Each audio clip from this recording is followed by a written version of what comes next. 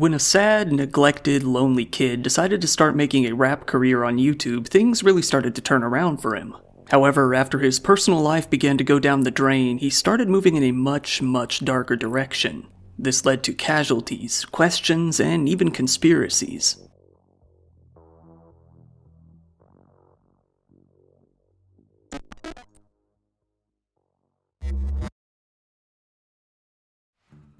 It's very rare, but not unheard of, for YouTubers to become killers. It's even more rare for them to become mass killers, with only a few examples to date. Among these is a man that you've very likely never heard of, a man who made very little buzz online despite what he had done. To get into detail, let's start back at the beginning.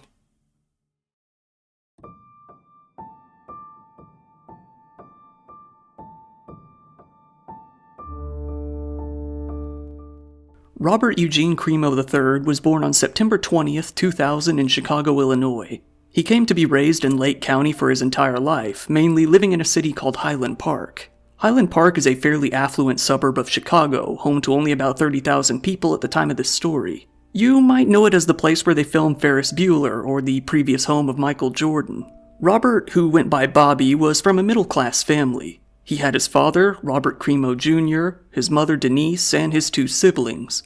Unlike a lot of people in the wealthy Chicago suburb, his family had problems. In fact, it appears that Bobby was neglected from a very young age. When Bobby was only 2 years old, his mother Denise drove him out to a local Toys R Us store on a fairly hot day. She left him inside the car, with the windows rolled up, for about 30 minutes on this 80-degree day until someone saw him in the car and contacted the police. Denise was arrested and charged with child endangerment. She pled guilty and was ordered to undergo some sort of evaluation at a child advocacy center. This wouldn't be the end of her neglect, though. Bobby's father, Robert, was similarly neglectful, but it seems that this was mostly due to how much he was working. While Denise had listed her occupation as a homeopathic healer, Robert was more of a businessman. In 2008, when Bobby was about 8 years old, Robert, after running a few stores in the past, decided to open up his very own store. He and Denise decided to view it as a mom-and-pop sort of thing. The store was mainly a deli-type restaurant and pantry, and the people who knew Robert from his older stores were happy to come show their support. People lined up outside in the snow at 4 a.m. on the day that the store opened just to get in on the ground floor. Photos were taken that opening day, with the family looking pretty happy. The deli stayed fairly popular afterwards as well, being a hangout spot for a lot of people, both young and old, in the neighborhood. Bobby was often seen at the store, running around and having a good time while his father worked. This is where you might say things weren't good behind the scenes, but the dysfunction that this family began to show was completely public. In the restaurant, in front of friends and customers, Robert and Denise would have heated arguments fairly often. It was extremely evident that their marriage was in a rough patch, to put it lightly.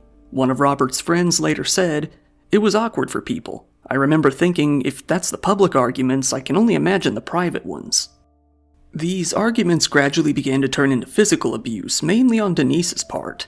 From 2009 onward, for the next several years, the police were called out to the home around 20 times, 9 of those times being reports of physical violence, usually with Denise hitting Robert with or throwing objects at him.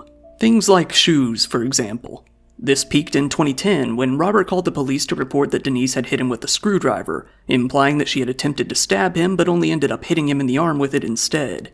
Once he got to the police station, though, Robert recanted all of this, wishing to push the case no further. The police, after dealing with this so many times, recommended that Robert and Denise get marriage counseling or just separate entirely. Denise protested, saying that she wasn't violent and that Robert was only crying wolf. She wrote a handwritten statement to the police that said, "He threatens to call the police for any and every argument we get in. He says he wants the police to think I'm crazy." Both Bobby and his younger brother came to stand out to school staff as well, but not due to their own behavior. It was actually because of their parents' behavior. Bobby's former coach said that he and his brother were often left behind at school by their mom, who he called flighty. While their dad was busy at work, their mom would just completely forget about them and leave them at school for hours on end after their after-school programs had already ended. Bobby, all the while in the background, was trying to make things work on his own. In 2011, at only 11 years old, he decided that he wanted to become a rapper, opening up online accounts on various different platforms to try and make some music. He quickly adopted the name Awake the Rapper. Due to Bobby and his father sharing the same name, I'm going to refer to Bobby as Awake for the rest of this video. When it came time to start middle school, Awake mostly kept to himself. Most of his classmates at the time described him to be a weird, soft-spoken kid who showed very little interest in his classmates, school activities, or even his classes in general. One of his middle school classmates said, "When he did talk, he was very soft. He didn't seem aggressive ever, at all. Something definitely seemed off. He made it very clear that he didn't care about school." After a little while in middle school, Awake started to open up. He had gotten pretty interested in skateboarding, picking it up as a hobby that took up a good portion of his time. In doing so, he managed to make some friends as well. Around this time, Awake also discovered YouTube, making himself an account on the platform. Many of his early videos were about skateboarding exclusively, usually making DIY videos on how to replace the wheels on skateboards or how to grip them. High school would be a big turning point for Awake. While he had started to make friends and build up a social life in middle school, these friendships would come to dwindle over the next few years. According to one of his classmates, Awake was always by himself, distant, with no one even trying to be his friend. One of his classmates said that he did talk to him a little bit, saying that he knew that Awake was an aspiring rapper who released music all throughout high school. Beyond that, though, this classmate simply said, "He always seemed a little off, but I can't describe it much beyond that." After a couple of years of zero interest in high school, Awake came to drop out just before his junior year started. Awake never really commented on this much himself. What we do know is that his father, Robert, told a neighbor that his son had been having trouble at school due to what he only called emotional issues.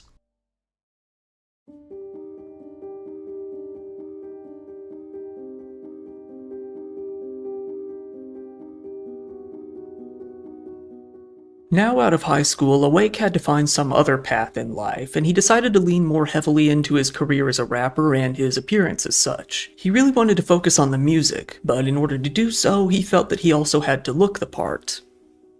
He started getting tattoos all over his hands, arms, and even his face. In fact, he got the word Awake tattooed right above his eye. He even drove a car with anime girl stickers in the windows and Pussy Mobile written across the back. His neighbors also said that he began to ride an electric bike while playing heavy metal music around the neighborhood and at some nature preserves nearby. In January of 2016, Awake had his first run-in with the law, although it wasn't for anything extreme. He was charged with possession of tobacco, being that he was still 16 years old when he was caught with a lot of cigarettes on hand. This didn't really seem to bother him too much in the end. If anything, it seems that he simply took it as evidence that his career as a rapper was right on track. Making a YouTube channel called Awake, he started posting more of his music. He also uploaded it to Spotify and Apple Music as well. When it came to his non-music related videos, he did still occasionally post videos of himself skateboarding along with some gaming videos and some graffiti speed painting. Awake really went viral for the first time in 2016. This was when he released a song called By the Pond, featuring an artist called Atlas.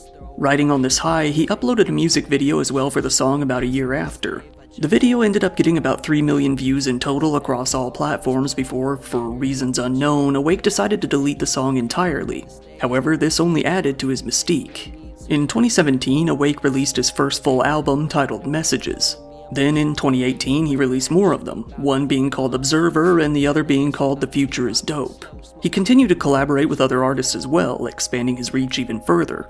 Awake, wanting to be known, made an account on Wikipedia in order to make an article about himself. He also tried making pages about himself on a couple of different fandom wikis, like Wikitubia, a wiki about YouTubers, and the Rap Wiki. In 2019, he released a single called 24/7 that similarly performed decently well. I'm no music connoisseur by any means, but I would describe his vibe as being mellow, slow, more kind of sad-sounding rap. I don't think that it would be too outrageous to say that his music was actually pretty good, especially early tracks like those on Messages. Other people seem to hold the same sentiment, as Awake did develop a small following and consistently pulled in at least about 5,000 views on each of his new tracks. However, it wouldn't be too long before things started to go downhill for both Awake and his family.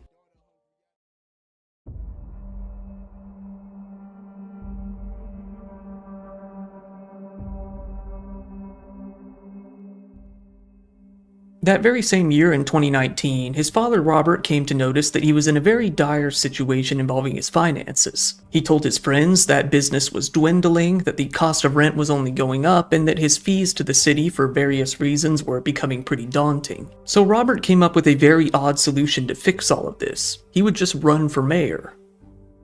People were puzzled to see Robert running for the mayor of Highland Park in the first place. He was up against a woman named Nancy Rodering, who was coincidentally Awake's old Cub Scout leader. Robert promised that he would make the city more friendly for local businesses. Oddly enough though, he was never really seen campaigning. He never even received a single donation other than a $560 donation that he had given to himself. In the end, Nancy Rotering won over 72% of the vote, beating him and the other candidates in a landslide. With his bid to become the mayor now lost, Robert was forced to close down the deli. The storefront was abandoned with a Bob Cremo for Mayor sign still in the window. They had been under a ton of debt. One of Robert's lenders sued both him and the deli, saying that he was owed over $750,000. A judge ended up ruling in the lender's favor after Robert refused to show up in court at all. While it's unclear if the debt was ever paid off, the family was in a desperate situation, basically financial ruin at this point. For Awake, who lived in an apartment in the back of the property, this was not a good sign of things to come. Over time, Awake had become depressed. In April of 2019, he attempted to end his life. About a week later, he decided to contact the police, telling them that he had done so. It seems that, in this case, the Highland Park police came out to his home to perform a wellness check. It would only be a few months after that the police would be coming out to his home once again, but this time it would be to check on his family instead. A family member had called the police after Awake, brandishing a knife, threatened that he was going to, in his own words, kill everyone. When the police came out, his parents rushed to defend him, saying that the weapons belonged to Robert and that Awake hadn't actually threatened anyone after all. With that, it would have been very difficult for the police to arrest him. What they did do was seize 16 knives, a dagger, and a sword from the home. While they didn't charge Awake with anything, they did file a clear and present danger report. According to the Illinois government, this is a report one is to file when someone expresses clear intentions of violence to themselves or others. This is normally done in order to prevent people from obtaining a firearms owner's identification card to keep violent individuals from buying or owning firearms. The police came around to perform another wellness check later on. This is when Awake admitted to them that he was a depressed drug user. That year, Awake filmed a music video for one of his songs called Out of My Mind, a somber video that mainly shows him walking around the city of Highland Park in black and white. It was one of the first times, if not the first time, that the viewers got an extended look at Awake, simply walking around and being himself. Around this time, Awake seemingly started to become a pretty big fan of Donald Trump. This may have been a bit of teenage rebellion, as the city of Highland Park was a fairly liberal area. He filmed himself at a Trump rally, mainly only filming the scene until at the end turning the camera around to show his face. He began to post pictures on social media depicting himself with a Trump flag draped over his shoulders like a cape. He attended some more rallies where, for reasons unknown, he decided to cosplay as Waldo from the Where's Waldo books. From time to time, he would grow confrontational, albeit only verbally, with counter-protesters as well, in contrast to his usual quiet, mild nature. It's worth noting that a lot of people, both those online and his own friends, have asserted that Awake was very likely only trolling with all the Trump content, emphasizing his goofy actions, such as wearing the Waldo costume to the rally. We're still in the dark as to how serious he actually was about it all, but he never did drop the topic. Awake began to use a logo for himself that strongly resembled the Suomen Sisu, a symbol used by a Finnish nationalist movement that has been at the center of a lot of controversy. It isn't known whether this was an intentional reference, whether he had made a similar symbol just because he thought the design was cool, or if it was a coincidence entirely. Again, there's really no way to know for sure. Awake would come to allude to his loneliness more and more within his music. By all accounts, it was apparent that he wanted a woman in his life. While working at a part-time job at Panera Bread, he came to frequently talk with a young woman his age, his co-worker and neighbor. The two grew decently close as they worked. In the beginning, Awake would tell her that he wanted to open up a sandwich shop with his father. However, after he grew more infatuated with this girl, he changed his mind, saying, "No, I want to stay at Panera if you're working there. I want to stay with you." Not really realizing that Awake thought of her in that way, the girl shot him down, telling him she wasn't trying to give off the signals that he was picking up. She deleted his messages and stopped talking to him, later writing, "We didn't date, but he did like me. He did have interest in me. But my parents are strict and I don't date. So I told him no, but we can be friends." It has been speculated that this was either the beginning of the end for Awake's mindset, or at least it was a very large contributing factor. From this point onward, he would only grow more dark and more depressed.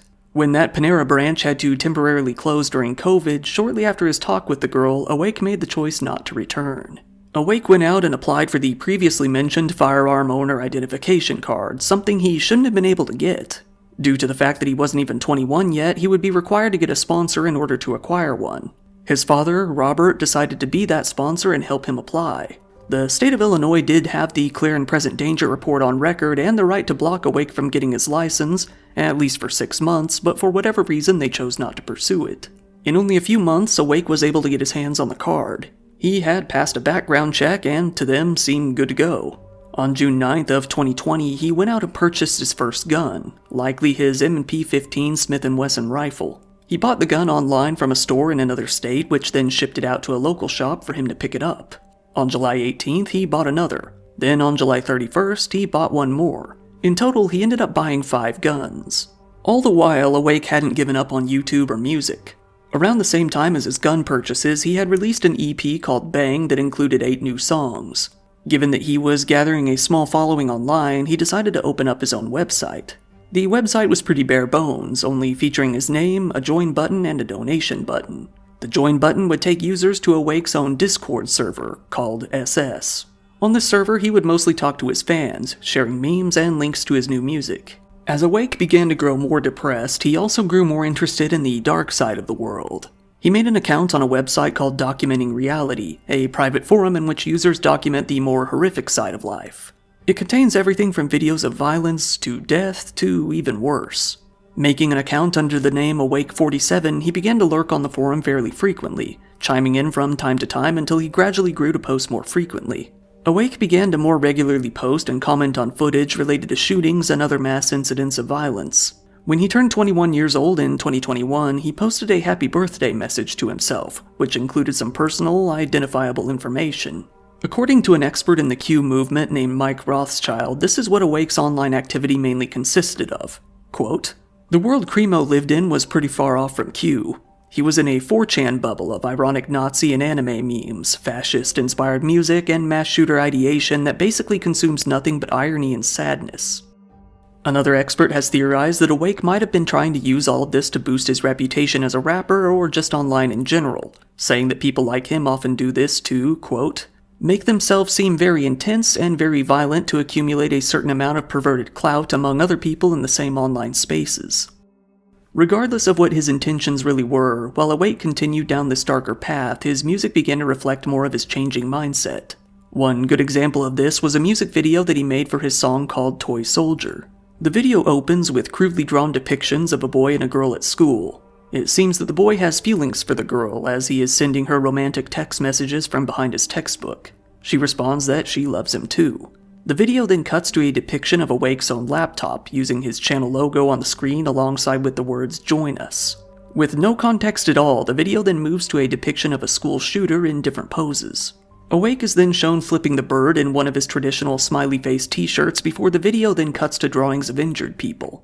The animated shooter is then shown face down in the middle of the street, apparently taken down by the police. The police then look around before an almost angelic depiction of the shooter appears on screen. The video then cuts back to the shot of the boy and the girl from the beginning. The song notably ends with the repeated line, "I'm in the dream, nothing's real. I just want to scream, fuck this world." After, Awake decided to re-release one of his previous songs, the one titled On My Mind.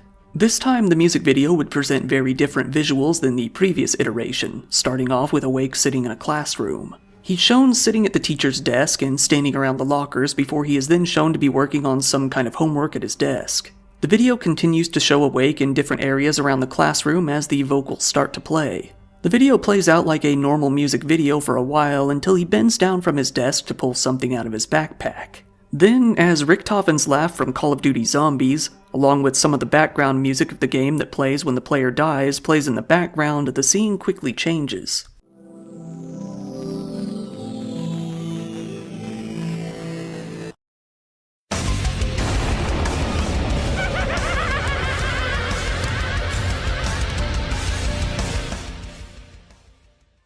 Awake is now standing in the middle of the room in some makeshift tactical gear like a bicycle helmet. He has his channel logo on his hat as a strobe light lights up the room.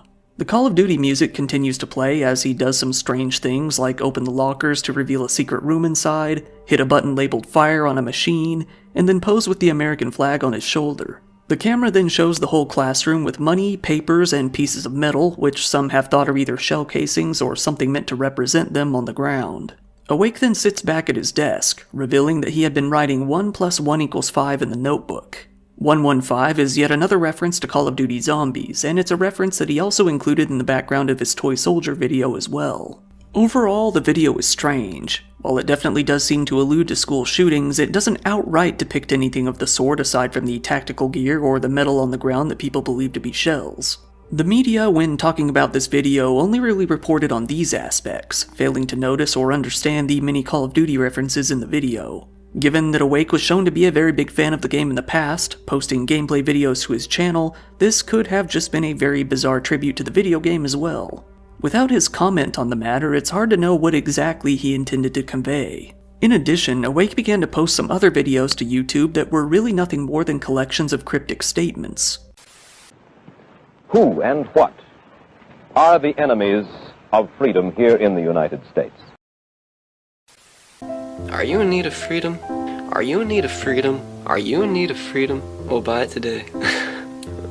Have you been held a prisoner of your own device? Buy freedom today. It's 100% freedom. I need you to take a leap of faith. I need you to take a leap of faith. At this point, nothing was really going well for Awake. The mortgage company for his parents' property had begun foreclosure proceedings, saying that the family owed them nearly $200,000 at this point on a house that was valued at only $425,000. Awake very well knew that he was likely going to be thrown out of his apartment on the property as well. It could be any day now, and he didn't have a lot of money to fall back on when that day came. On top of that, by this point, his parents had separated. Awake began to have darker thoughts. While he had shown an interest in violence and the darker side of life before, even being as bold as to convey it in his videos, he hadn't planned out any sort of attack himself. That was about to change as he grew more depressed, more hopeless, and more detached. It was around this time that one of Awake's most mysterious incidents occurred. He made his way out to a Jewish synagogue in the city. To be specific, it was the Central Avenue Synagogue, a Chabad house. He showed up during the Passover Seder completely randomly. He wasn't carrying a weapon and seemed aloof more than anything. He was simply asked to leave as they were in the middle of a ceremony, and he complied, going back home. We can't really know what Awake's intentions were with that interaction. Maybe in his depressed state, he was trying to find God. Maybe he was scoping out an area as some sort of spot for an attack. Maybe he was starting to dissociate and ended up there by pure coincidence. As of now, we don't have any answers. Awake came to release his very last music, an EP called Brainwashed, on May 13th, 2022. It contained 5 songs in total, being more of a nightcore type of album, and featured an anime cat girl firing a gun as the cover art. Awake was now done with music. This wasn't because he had given up on his career, but because he believed he would soon be on the run from the law. Little did anyone know, he had been planning an attack for weeks. Throughout the end of May and all throughout June, Awake was at work, getting his gear together and trying to find the perfect place for an attack. At the end of June, he returned to the forum documenting reality and posted a video of a beheading. This would be his last post on the forum. By the end of June, he had had a realization. The 4th of July was coming up, meaning that people from all over were going to be gathering up for the Independence Day celebrations. Awake started riding around on his e-bike throughout the town center where the celebration would take place, scoping it all out. He took some photos of the area for planning, and even found himself a good rooftop vantage point with a staircase that he could easily get access to. He started to watch the police department and even began to time their responses to other calls. Awake then came home and recorded and uploaded what would be his final video. In this video, his logo spins around in the middle of the screen while a montage of his previous videos plays in the background. Over that, he narrates his final thoughts. Like a sleepwalker, unable to stop and think, my actions will be valiant, and my thought is unnecessary. I know what I have to do. I know what's in it, not only for me, but for everyone else. Where am I going? I don't know. I don't care. There is no past or future, just the now. It is more abstract than I could ever imagine. I can feel the atmosphere pushing me in. It's unstoppable. Like a wave pulling me under. I can't breathe without it. I can't see or hear what I don't want. I need to leave now. I need to just do it. It is my destiny. Everything has led up to this. Nothing can stop me, not even myself. Is there such thing as free will? Or has this been planned out, like a cosmic recipe? It is what I've been waiting for, in the back of my head, ready to be awakened. It's what I was sent here to do, like a sleepwalker, walking steady with my head held high, like a sleepwalker, walking blindly into the night.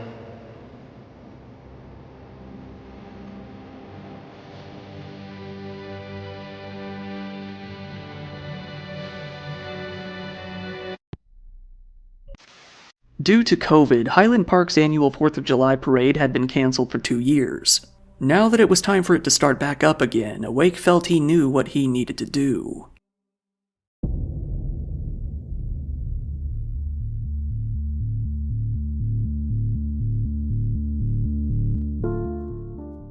The day soon came, July 4th, 2022. Awake started his day by preparing his guns, mainly his Smith & Wesson rifle. He took another gun and placed it into his mother's car.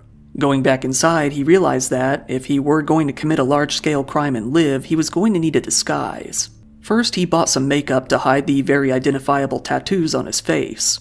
Then he decided to dress in women's clothing. His hair had grown fairly long, coming down to his shoulders at this point, so he likely felt that he could truly pull off the look. In the middle of town, the city had begun their 4th of July celebrations. This included a large parade that was all set to begin at 10 a.m. It would begin at the intersection of Laurel and St. John's Avenues, go south on St. John's, turn west on Central Avenue, and then go towards Sunset Woods Park. Awake in his disguise and carrying his rifle, made his way over to a building on Central Avenue, the Ross Cosmetics building. Knowing that there was that unsecured staircase leading up to the roof of the building, he felt this would be the perfect place to both hide and find a good vantage point to see the crowd. He climbed to the top of the building, feeling that he was now in the perfect sniper's nest. He lined up all the ammunition that he had brought with him, 3 30-round magazines. Now, there was nothing left to do but wait for what he felt would be the perfect timing. At 10:14 a.m., shortly after it had started, the parade made its way onto Central Avenue. As bands played while floats gently cruised down the street, nobody expected what was going on above. From the top of the building, Awake was preparing his gun to take the shot. With a large crowd of people right in front of him, he took aim and began to fire. Within the next couple of minutes, Awake proceeded to shoot at the crowd 83 times, reloading his gun twice in the process. People on the streets ran and flew into a panic as Awake rained down bullets from above. Screaming, crying, and running in all directions, the scene was described by witnesses as being absolute chaos. While at first, many people didn't know what the loud noises that they were hearing actually were, thinking that it was probably fireworks, but it became clear very quickly. One witness said, people started saying, "There's a shooter, there's a shooter, there's a shooter, so we just ran. We just ran. It's like mass chaos down there." As the streets were riddled with bodies, one of the attendees at the parade began to apply first aid to whoever they could on scene until the authorities arrived. People continued to take videos on their phone as the carnage played out. In total, Awake had struck 45 people with his gunfire. After that, law enforcement started making their way out onto the scene. Low on ammo and satisfied with the scope of the attack, he decided it was his time to leave. Using his disguise, he planned to blend in with the crowd, pretending to be an innocent young woman, a victim himself, and make a run for it. This was actually a complete success. Awake made his way out of the crowd very easily, heading home shortly afterward as all of his victims continued to bleed out in the streets. While running, he dropped his rifle in the street. Getting back home, Awake made his way over to his mom's car, the one where he had stashed the other rifle. Ditching the disguise, he told his mom that he would need to borrow her car for a bit. Not knowing that anything was amiss, she told him that that would be fine. Awake hopped into the vehicle and peeled out of the yard. He never intended to die in his attack. Instead, he fully planned on going on the run. More frighteningly, he wasn't done. He still wanted to carry out more attacks that day. With that, he left Highland Park. Back on Central Avenue, the scene was calming down as the panic began to turn into horror. 48 people were injured in the streets by either bullets or shrapnel. The injured ranged in ages from anywhere from 8 years old to almost 90. One of the victims was rendered paralyzed for life. Worse than that, 5 of the victims had died right there in the street. 2 more were rushed to the hospital as well, but unfortunately the doctors weren't able to save their lives. Those who died were Irina McCarthy, Kevin McCarthy, Jacqueline Sondheim, Catherine Goldstein, Stephen Strauss, Nicholas Toledo Zarzoga, and Eduardo Ovaldo. Many people still stood in the streets in complete shock, unsure of where to go or what to do. The streets were now littered with abandoned lawn chairs, picnic blankets, backpacks, and debris. They were left with the knowledge that not only did they not even know who had shot them, but that nobody had been caught, meaning their killer had gotten away. The police immediately put out an all-points bulletin about the incident. They warned anyone out there that their killer was still at large, armed, and extremely dangerous. Several cities nearby canceled their planned events too, worried that the shooter was on his way to target them as well. They were right to feel that way. Over 100 different officers from several different agencies were brought on to respond to the shooting. They quickly found Awake's lost and forgotten rifle on the scene and were able to piece together what had likely happened. From nearby security camera footage, they were able to get a picture of him dressed in his disguise from earlier in the day. Awake was in his mother's car, heading far from the Chicago area and making his way towards Madison, Wisconsin. Still armed with the second rifle in his car, the Caltech Sub 2000, he debated on what he should do next. He still wanted to kill more people, but it had already taken him a lot of planning to carry out an escape from the first one. He really wanted to attack a similar parade taking place in Madison, but he ultimately decided against it. Not only were the police possibly on his trail already, but he didn't know the area very well and was very unprepared to carry out a similar attack there. Instead, he decided that he should hide, dropping his phone out of the car in the Middleton, Wisconsin area. He then turned the car around, heading back south. By now, the police back home had already put the pieces together and gotten a clear image of the car that they felt the shooter was likely using, a 2010 Honda Fit. The car was very visually unique as it had sustained a lot of damage to the trunk previously. Not knowing who was in on the attack, the police back home surrounded Awake's house, being that he was living in the apartment on his father's property. The police and the feds approached the home with rifles drawn. They closed off the roads heading up to the house, only allowing those on the case to enter. Given that Denise, Awake's mother, was staying in a different place by this point, her home was raided as well. She became irate after being confronted by the police. She and Robert immediately lawyered up for what was to come. A driver from Waukegan recognized the car on the highway heading towards Wadsworth. They called the police, letting them know where the shooter was and where he was heading. The North Chicago and Lake Forest police came to confront Awake, driving near Lake Forest, Illinois. Awake attempted to make a break for it, but only carried out a brief chase before the police surrounded him. He was thrown out of the car and onto the ground, arrested on the spot. It was now 6:30 p.m., meaning that Awake had evaded the cops for about 8 hours after his attack. Now, he was finished. The police took Awake in for an interview in which he fully admitted to the attack. Throughout talking to the police, he admitted to a few things. For one, he said that he was only aiming at people from the waist up, shooting to kill. He was able to vividly remember the first target he shot. He described the scene of panic, saying that he watched people flee and run into each other, falling down to the ground in the process. He referred to the people as sleepwalkers and zombies.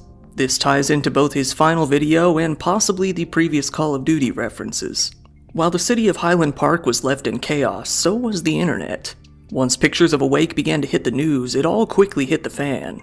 Right off the bat, it was widely reported that he was transgender, leading to a lot of hate online. This was more than likely not a case of intentional misinformation, given that Awake had deliberately disguised himself as a woman in order to fool people. This was all corrected pretty quickly when more information came to light. The same day as the shooting, 4chan was able to put it together that the shooter was none other than Awake the rapper on YouTube. They immediately started pulling his videos and images of him from social media, making memes out of them and degrading him. 4chan also raided his Discord channel, leading to it getting shut down at almost the same time that he was arrested. 4chan continued to spread a lot of memes about Awake, resulting in his ridicule all over the internet. He had posted on documenting reality so much that some of the users on the forum immediately recognized his face as it was appearing all over TV. They were pretty shocked, given that they had mostly thought of him as a fairly chill guy. One of them wrote, "I always knew there was at least one murderer on the site, and I'm not convinced he's the only one. But Awake? Wow." Now that Awake was in police custody, the people around town were left with nothing to do but pick up the pieces. It wasn't too long before a lot of people who used to know Awake came to tell their stories of him.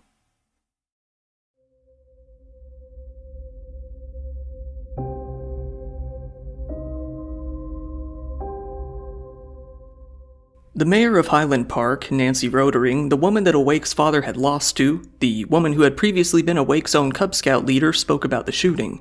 She said that Awake wasn't known to the police. This was either a lie or due to a lack of information on her part. Not only had he been arrested for the tobacco charge, but the police had been out to his home multiple times to confront him, even writing a report specifically noting that he was dangerous. The mayor said, "I know him as somebody who was a Cub Scout when I was the Cub Scout leader. And it's one of those things where you step back and say, what happened? How did somebody become this angry, this hateful, to then take it out on innocent people who literally were just having a family day out?"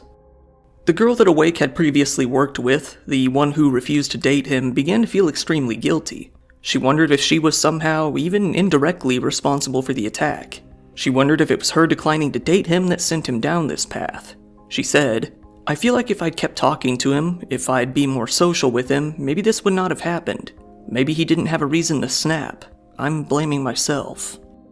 Awake's parents released their own statement through their lawyer, in which they wrote, "We are all mothers and fathers, sisters and brothers, and this is a terrible tragedy for many families, the victims, the parade goers, the community, and our own. Our hearts, thoughts, and prayers go out to everybody." The Illinois State Police were pretty quickly questioned as to why Awake's clear and present danger report didn't prevent him from obtaining his firearm license. They said that when they questioned him previously, he denied that he wanted to hurt himself or others. They added that his family refusing to move forward on charges or a formal complaint left the case very dubious. They also had refused to provide any information on his mental health, which they would have been able to use in place of anything else. In the end, they basically said that the parents were mainly at fault. As time came to pass, the investigation was forced to admit that they didn't understand Awake's motivations for the attack, if he really had any. While some have asserted that his right-leaning beliefs might have convinced him to attack the city due to a large Jewish population, the police never found a single bit of evidence that Awake hated Jews or even had really talked about them in the past.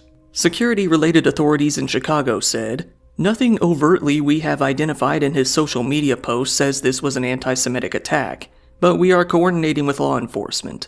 Apparently on social media there are some indications that he was ideating around the 4th of July for some period of time, which would indicate this was not an attack on one particular community." Many suburbs around Chicago canceled all their 4th of July celebrations. Six Flags continued to stay open but canceled their fireworks show, feeling that it was in bad taste. The Chicago White Sox felt similarly, playing their scheduled match but canceling the fireworks. A GoFundMe page was started in order to raise money for the 2-year-old child of Irina and Kevin McCarthy. In one moment, he had lost both of his parents. People donated to the campaign in droves, eventually raising over $3 million. On July 18th, several members of the North Chicago Police Department were honored for their role in capturing Awake when he went on the run. 6 officers and 1 detective received letters of commendation. Awake was formally charged on 7 counts of first-degree murder. The next day after the attack, he fully confessed to what he had done. For that, he was to be held without bail. A preliminary hearing was set up, scheduled to take place on July 28th. This was interrupted, however, when Awake came to be hit with many more charges. On July 27th, he was indicted on 117 felonies. For each of the 7 victims, he was hit with 3 counts of first-degree murder. For each injured victim, he was hit with 1 charge of attempted murder and 1 charge of aggravated battery. In December of 2022, Awake's father, Robert Cremo Jr., was arrested as well and charged with 7 counts of reckless conduct in relation to what his son had done. This was due to the fact that he had been the sponsor on Awake's gun license during the time of the shooting, having knowingly sponsored someone under the age of 21 with mental health issues who had threatened violence in the past. He surrendered to the police but was released shortly after on a $50,000 bond. Because of this shooting, the state of Illinois introduced an assault weapons ban that was signed into law on January 10, 2023. This expanded upon an already existing list of banned weapons in the state. This bill included restrictions for magazine capacity as well, restricting rifles to 10-round mags and handguns to 15. Anyone who already owned one of these weapons before the bill was allowed to keep it, but they were forced to register it with the state. Just a month later in February, it came time for Awake's father to face his own trial. He entered a plea of not guilty. However, as things continued, he changed his mind and pled guilty to 7 misdemeanor charges of reckless conduct as a part of a plea deal. For this, he was sentenced to 60 days in jail and 2 years of probation. However, he was released from jail shortly after on good behavior, only having been in for a few weeks. Awake himself continued to make waves from jail. He was caught making prank calls to a New York Post journalist and had his phone privileges removed for 30 days. After that, a woman with a blog, a self-proclaimed nurse, mental health advocate, and investigative journalist, had contacted him to speak with him about a post on her conspiracy blog. She had come up with an elaborate theory as to what had actually happened to Awake. She theorized that the founder of the Documenting Reality Forum was actually operating an FBI honeypot-type website after he himself made a deal with the feds to get out of jail time for operating another site that hosted revenge porn. She felt that, after being well known on the forum, Awake was chosen to be a patsy for the real shooters in the case. She said that the shooting was actually carried out by 2 FBI agents from different vantage points. She came into jail to enter into a video call with Awake, asking him how he felt about the conspiracy. He jumped on board immediately. In the call, he said that this was all a false flag, that his interview with the police was only a performance, and that it had been coerced out of him with torture. None of this is real.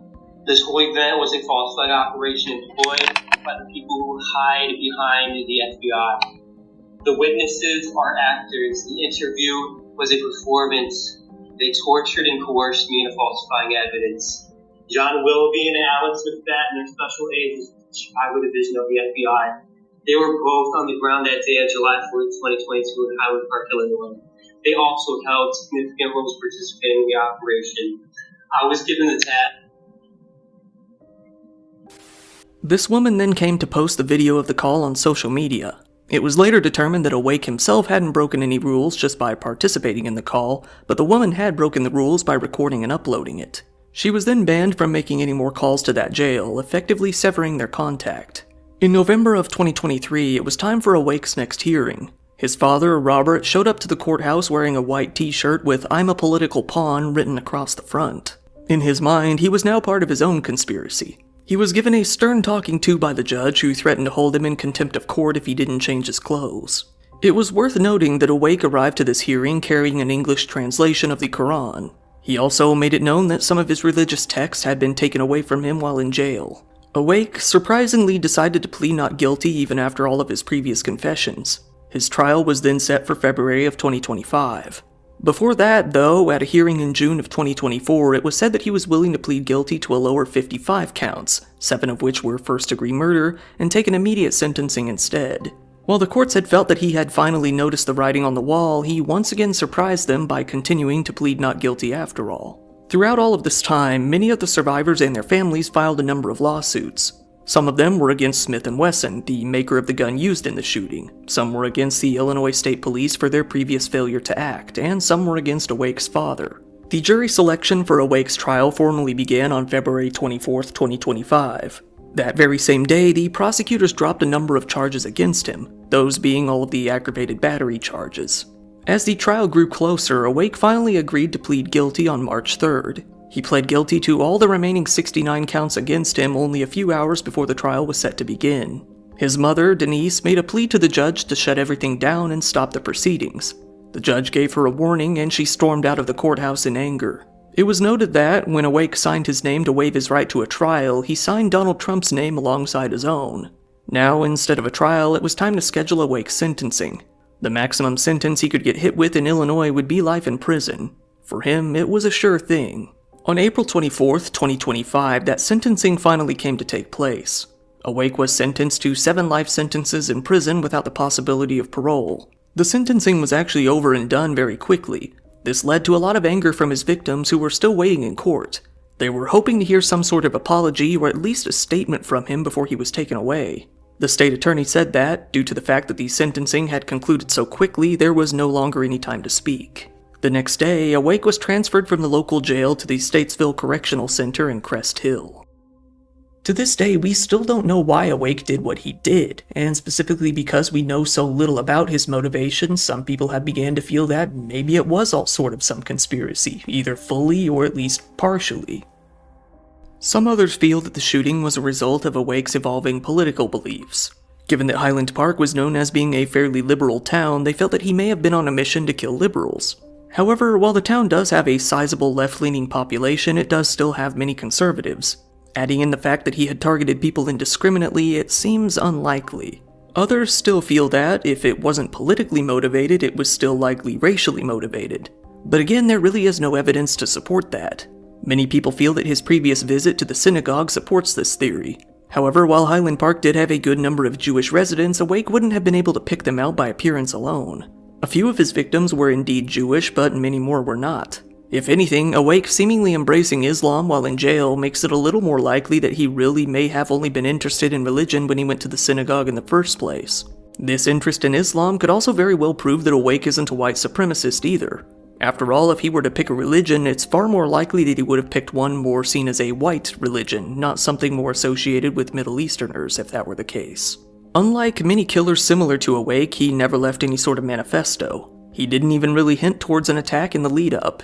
Even on forums like Documenting Reality, he never mentioned his own plans or even interest in carrying out an attack. He did show violent imagery in some of his music videos, but they were only a very select few out of the whole catalog. When it comes to rap, showing violent imagery isn't even something out of the ordinary. In all likelihood, the shooting probably happened due to a combination of factors. Awake was depressed. He was lonely. He had failed in most aspects of life. In the only area that he didn't fail, that being music, he still wasn't gaining enough traction to live off of it as a career anytime soon.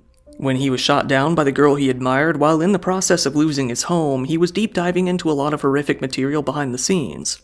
Maybe, like many others similar to him, there wasn't much of a concrete target or motivation for the attack. With nothing else in his life, maybe he simply just wanted to take his frustrations out on others. The only theory that seems to hold any water is that Awake might have done this in order to bolster his rap career, to make his music controversial, to get it studied by crime lovers and music enthusiasts alike, and cement himself as somewhat of a dark legend. Maybe he didn't even think that far into it.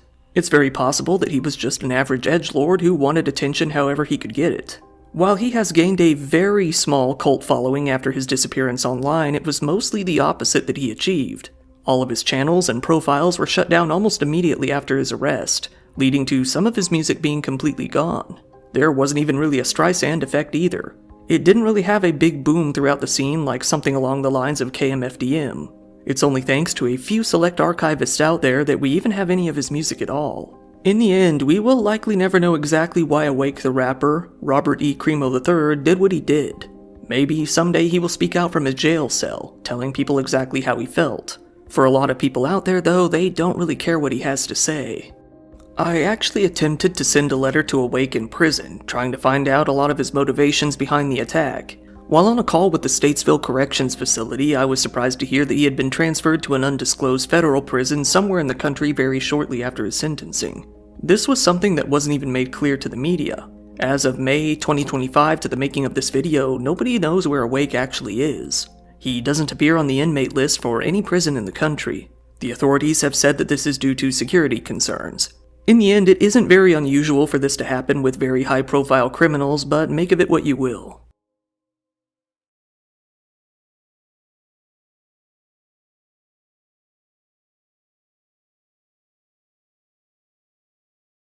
When it comes to the fact that Awake didn't leave behind a manifesto, that may not actually be the case. We don't know for sure. This is because Awake did leave behind one writing, a full book called Arcturus.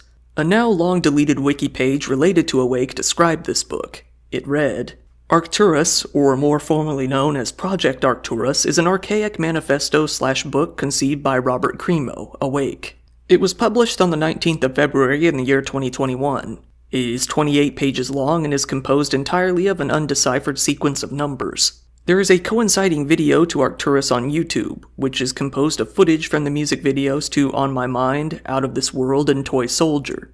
The numbers 23, 47, and 115 seem to be of significance in decoding Arcturus. However, Arcturus remains an unsolved mystery. The reason that Arcturus isn't more well known is because, frankly, nobody can understand it. The whole book is nothing but a sequence of numbers. At this point, all people can tell is that, for one, the numbers indeed don't seem to be random, and that, two, his favorite numbers appear often. Aside from that, nobody has come close to cracking the code. Maybe, in the event that someone finally does crack the code, we could have some insight as to why Awake did what he did. The problem is, so far, only a very select few people out there have even tried to crack the code. If you happen to know how to decipher things like this, or if you know someone who does, you might be the one to finally bring this story to a resolution. I'm not sure if YouTube will allow it, but I'll be posting a link to it in the comments section.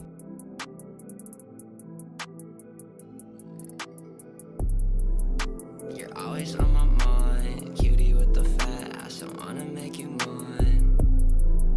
I'm running out of time, shoddy we can skip class, smoking chill all night. You're always on my mind.